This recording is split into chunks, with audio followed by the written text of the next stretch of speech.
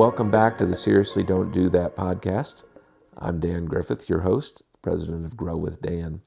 And tonight's DDT, Don't Do That, is don't be fooled. The customer is not always right. Now, I do have a mug here that I shared with you in a previous episode. Now, I'm going to turn it to the side. And any of you that guessed that this was Thors Hammer, you get the salute of Asgard.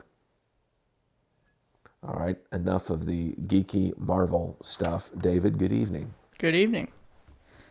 Now, I thought the customer was always right. What's changed? Well, I guess I'd have to say the customer was not always right. And businesses that operate on this premise typically lose a lot of money.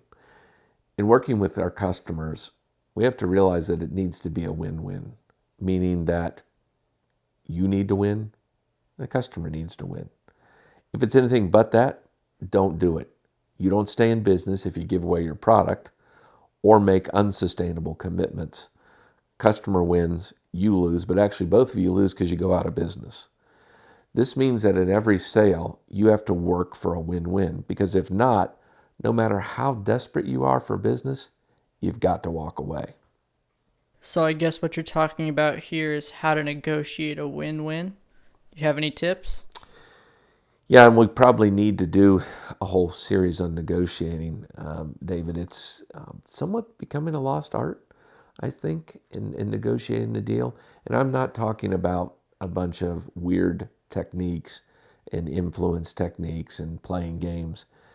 It's really negotiating to a win-win. So first of all, I've said this to my clients, my customers, be willing to walk away and be able to walk away. It's the best way to enter a negotiation, because then you don't end up making a commitment that you can't keep or something that's not going to be profitable long-term for either you or your customer. Second, and maybe more important, understand what your customer is trying to do. Many times when we're negotiating, we don't necessarily understand the customer's perspective or what they're trying to do. And sometimes even in a negotiation or in a sales cycle, the customer loses sight of it. It's why you want to constantly and consistently remind them of what they're trying to achieve with this purchase.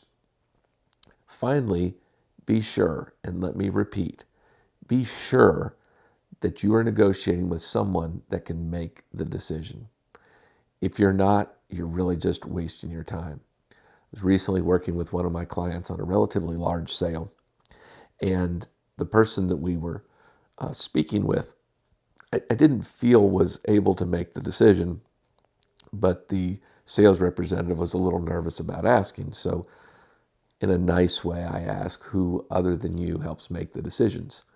And the customer responded, oh, well, I do all of that.